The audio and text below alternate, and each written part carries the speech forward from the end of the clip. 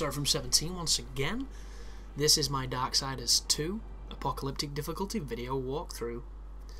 This is the Tomb of the Phariseer, and you'll notice that I am magically back to the Lord of Bones, or the wherever the hell this place is. And that is something I should have mentioned earlier, but I forgot, because this game's just not really fresh on my brain. Whenever you finish doing whatever you're doing in a dungeon, and the objective moves back to whoever sent you to do the thing you were doing, you do not have to find your way out of the dungeon, you do not have to continue in the dungeon, you can literally fast travel out of it and continue with the story. Obviously this is not the best way to play the game if you want to find everything and enjoy it to the max, but for the benefit of this guide, that is what I did. I fast travelled out of everywhere, and to save you the frustration or the tedium of watching me fast travel, use my map, go through the menus, I've edited a lot of that out. I've left in a handful of it so you know where I'm going, so it's not too confusing, but for the most, I'm going to be fast travelling a lot and you're not going to be seeing much of it because it just makes the video flow better. But what's happening here is we're going to be going to another place so that we can get a different item or something different to continue on our journey in the Lord of the Dead and the land of the dead, or whatever they call this place, the Dead World. And it's another dungeon, and unfortunately, once again, if you're like me and you're not the biggest fan of going dungeon to dungeon to dungeon, this game, if you just do the story stuff, is pretty much that.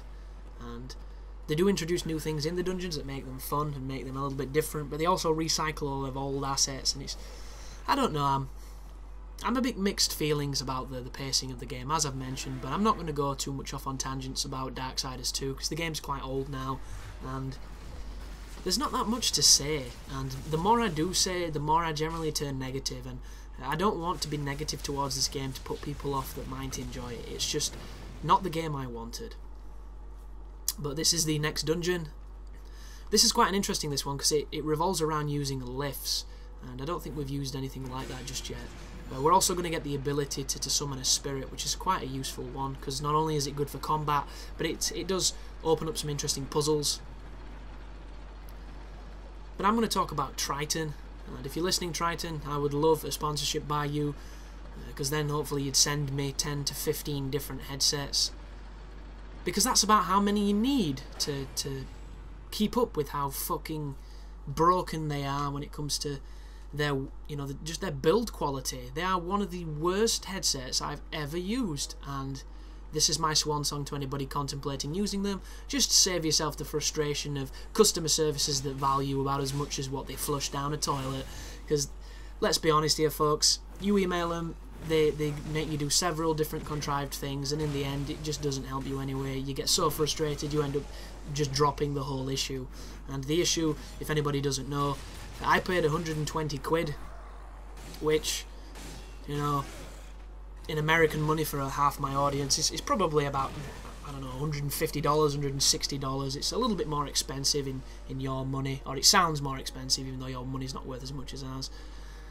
But it's a lot of money. It's more money than you should have to pay for a fucking headset to die 5 months after you purchased it. And not only did it die, but it systematically died. It started getting intermittent problems with sound, so depending on where the cable was, depending on how much I could hear, what ear worked, it was just dreadful. And now, as I stand, the headset doesn't work at all. It's completely gone.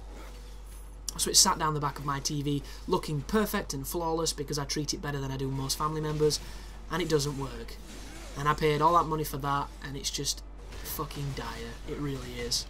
And I'm back to using my Turtle Beach headphones, which are not the best quality, but say what the hell you want about them, they're still working, which is more than what I can say for Triton, the so-called one of the best on the market. And at this moment in time, Astros are extremely expensive, so I don't want to go out and purchase those, but are they really that much better than Tritons? Will they break as quick as Tritons? It's like, you pay all this money for these accessories, and then they break.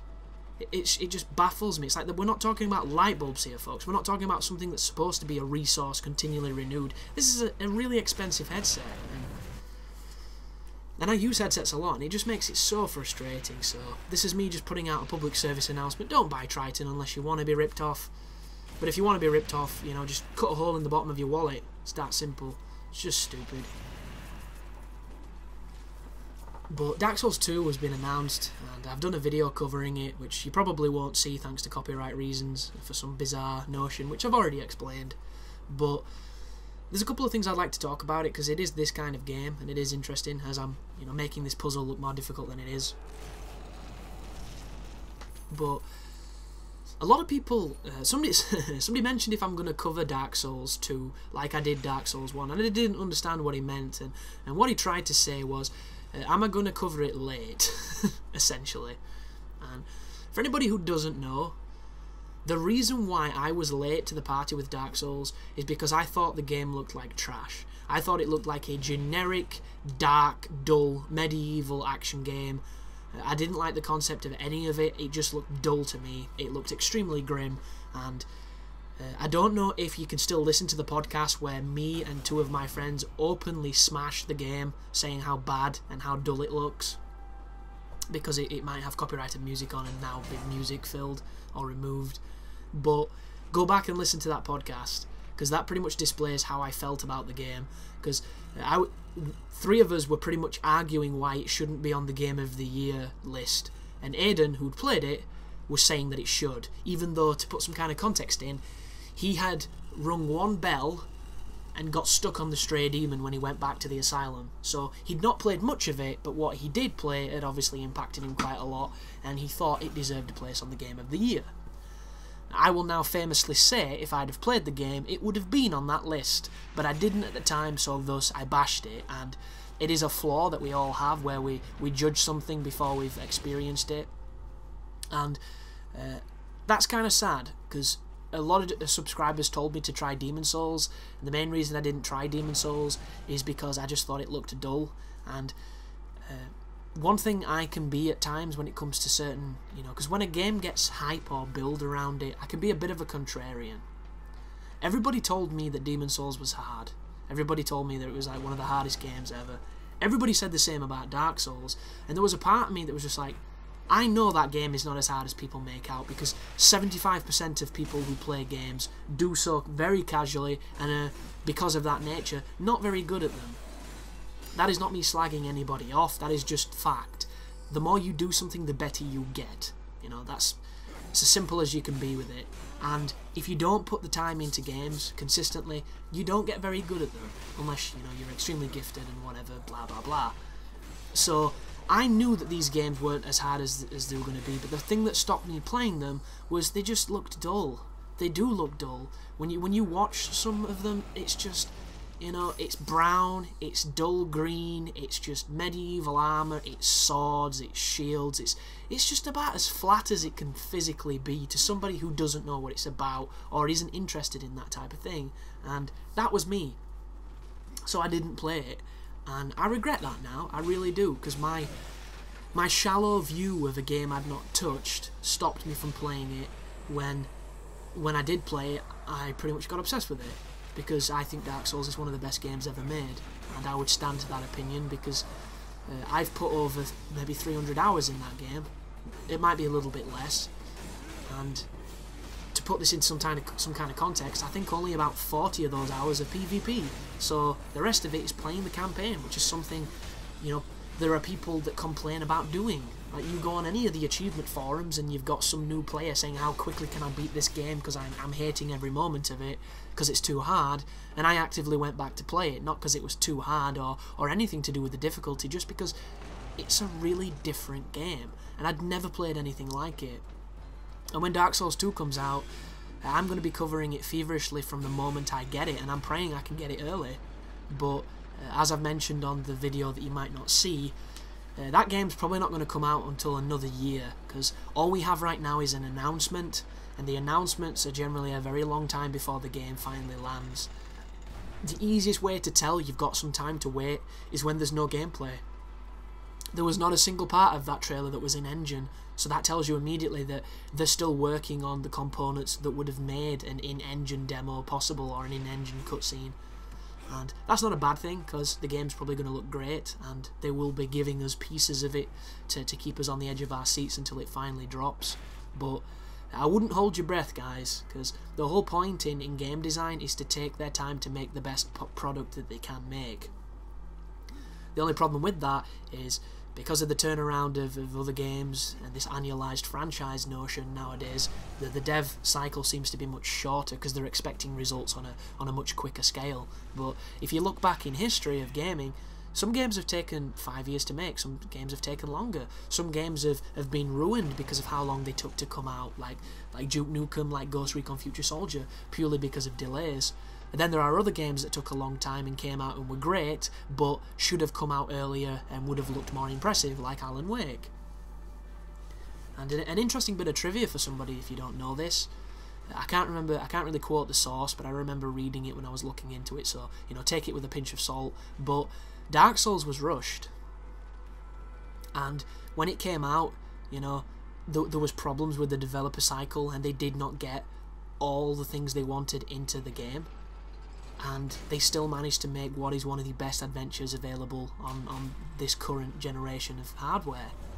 So just imagine if they have the opportunity to make the game they want to make, which they must have a bigger budget now, purely based off of how well Dark Souls has done commercially and critically. So we're going to be faced, I'm hoping, with a longer dev cycle, a bigger budget, a bigger team, and hopefully the game that they want to make. And I think that's a really exciting notion. I'm not going to speculate too much, purely because I really do not like those channels that keep bringing you, you know, speculation about a game before it comes out, when they could be bringing you information or bringing you content about a game that's already out. And I don't want to be a part of that too much. Don't get me wrong, I will be covering every bit of breaking news that's legitimate news, because Dark Souls is one of those games where the speculation is one of the funnest parts about it. And there are a lot of different YouTubers that are going to cover and are going to completely dissect this trailer to death. And I don't want to be that person. I just want to be the dude who throws in, you know, a few cents and gives you my appreciation of it, and you can watch various things on my channels and come back later when something else happens, instead of analysing individual frames and saying how similar they are to something in another game, when this game probably has nothing to do with the game that they're referencing. And that is not a dig at anybody in particular, that is just the nature of YouTube. Like I've mentioned in a previous video, a guy re-uploaded a trailer and got 9 million views on it, which is the equivalent to a hell of a lot of money when it's monetized. And because gaming content is the easiest to monetize without copyright infringements, that means that dude put no effort in and got maximum reward, which is extremely saddening, but it does happen. Another topic I should really talk about is the next guide that's going to be happening, and I'm not too sure what it is, if I'm completely honest. As anybody with eyes can tell, on the 15th of January I'm going to be very busy because Devil May Cry comes out. Ooh, this is a hard fight. So this begins with the introduction of this enemy, and if you've not played Darksiders 1, I'm not too sure what the name of this woman is, but she's a bastard. And she is this for several reasons. Not only is she strong and she's fast, she takes a pounding, she's got high life, you know, she mucks about, she can't swim, all that good stuff, but she is one of the worst enemies to fight in a group, because she does a lot of damage, she takes a lot of damage, and it's just a really bad time. And every time you fight one of these, you're going to fight more than one. It's just the rule of Darksiders 2's game design. And you'll notice what weapon I'm using. So I've mentioned on a previous video, if you didn't see it, if you ever see me using this weapon, this is my go-to weapon when a fight pisses me off. And the reason is, these enemies are not fun to fight, they're difficult to stun, they're difficult to juggle, and they do so much damage that they'll kill you before you've even killed one of them if you just go guns blazing. So instead, I'm going to space them, evade, and use the powerful technique on my secondary arm blades to take them out. Because it's a guaranteed stun, it does a lot of damage, it's got some decent range, and if you combine it with Untouchable, you can really mess some people up. But another strategy that you might not be aware of, potions on this game are important, but I try not to use them, and I try not to use them because I'm stubborn. And unfortunately the nuance and the design of the enemies and the combat on this game is not to such a high standard that you can play it and beat the entire game without taking damage, because it's just not responsive enough, in my opinion. There's probably people trying to do that who love the game, and good on them, but to me, this game's combat is so lacking, I don't really see a point. So using potions is an easy way of staying alive. You can still die though, because they're not immediate, which is a design choice, but something to bear in mind: if you're struggling on a fight because you don't have enough potions, fast travel away from the dungeon and buy more. This is something that seems really obvious, but like, I didn't think to do it when I was recording it. I didn't think to do it on my first playthrough. It's just something that kind of came to me late game, and it works.